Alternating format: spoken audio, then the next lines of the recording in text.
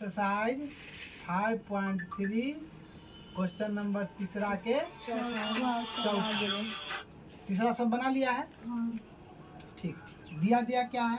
A3 बराबर 15, A3 बराबर 15, S10 S10 बराबर बराबर 125, 125 और कुछ दिया है? D और A निकालना है और A10, D और A निकालना है ना। A10 A बराबर A10 अच्छा A10 निकालना है, यानी D भी निकालना है, A भी निकालना है और A10 भी निकालना है। तो क्वेश्चन को देखो, A3 बराबर क्या लिखते हैं? A प्लस 2D बराबर कितना? 15। सबको पता है? कोई दिक्कत? नहीं। अब देखो, ये मेरा समीकरण 1। अब यहाँ से हमको क्या लिखेंगे? S10। तो S10 का फॉर्मूला क्या होता है? n/2 into 2a plus n-1 into d बराबर 125, जो कि दिया हुआ है।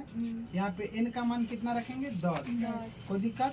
तो 10/2 into 2a plus 10 minus 1 into d। कोई दिक्कत? बोलो। नहीं। जिसको समझ में नहीं आया है कोई दिक्कत नहीं है, पूछ सकता है, कोई दिक्कत नहीं है। डाउट किसी भी के मन में आ सकता है, सिर्फ तुम्हारे लिए थोड़ी है, सबके लिए। इसे ही कटेगा कितना बार में? 5 बार। 5 बार। और 2 में से गुना करेंगे तो 2a प्लस 9 में d से गुना करेंगे तो 9d बराबर कितना? 125। गुना में उधर उसको जाने दें, जाएगा क्या? जाना ही पड़ेगा। क्यों? क्योंकि हमको यहाँ से समीकरण आएगा। इसे इसको काट देते हैं कितना बार में? 25 बार में। 25 बन से 125। तो यहाँ तुम्हारे पास क्या आ गया? 2a प्लस 9d बराबर कितना? 25। समीकरण 2। अब 2 चल रैखिक समीकरण तुमने पढ़ा है, उसको कैसे सॉल्व करते हैं? यहाँ a क्या गो है? 2 गो। यहाँ a क्या गो है? 1 गो। यहाँ d क्या गो है? 9 गो। यहाँ d क्या गो है? 2 गो। तो हमको दोनों चर में से किसी एक को बराबर करना पड़ता है। तो कैसे करेंगे?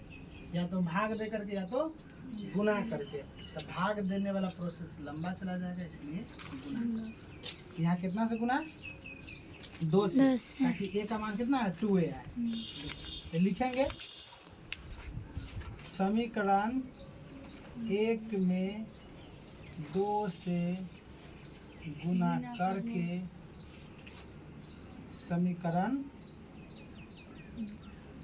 2 को घटाने पर क्या आएगा? करो गुना। 2a प्लस 4d बराबर कितना? 30। 15 दूना 30। अब यहाँ पे 2a प्लस 9d बराबर 25। कोई दिक्कत? माइनस माइनस माइनस, इसे ही कट गया। 4d में से 9d गया, कितना बचा? -5। -5d। सबको पता है? तनीश कोई दिक्कत? 30 में से 25 गया, कितना बचा? 5। अब d का मान कितना आ गया? बोलो जल्दी से। 5/-5 या बराबर -1। कोई दिक्कत? किसी को कोई दिक्कत? अब देखो मेरे पास d का मान आ गया है। a का मान निकालने के लिए क्या करेंगे? समीकरण 1 में मान रखेंगे। कोई दिक्कत? यहाँ से देखो, समीकरण 1 में d का मान रखने पर कोई दिक्कत? a प्लस 2d बराबर कितना? 15। a का मान दिया है? नहीं दिया है। d का मान दिया है? आया है। कितना आया है? -1 बराबर कितना? 15। a बराबर 15 प्लस 2। कैसे? देखो, प्लस माइनस माइनस तो -2। अब -2 जब बराबर के उधर जाएगा तो प्लस बन जाएगा। इसीलिए a का मान कितना आएगा तुम्हारे पास? 17। कोई दिक्कत? नहीं। अब देखो, अब हमको लास्ट में क्या निकालना है? A10 निकालना है। A10 का फॉर्मूला क्या होता है? A plus 9d।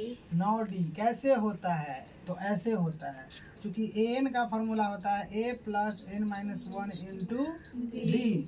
तो यहाँ पे n के जगह पे कितना रखा हुआ है 10, 10 तो यहाँ पे रखेंगे n के जगह पे 10 10 घटाओ minus x into D, D. इसीलिए a 10 का फार्मूला क्या आएगा a प्लस 9d, यही फार्मूला हमने यहाँ लिखा है।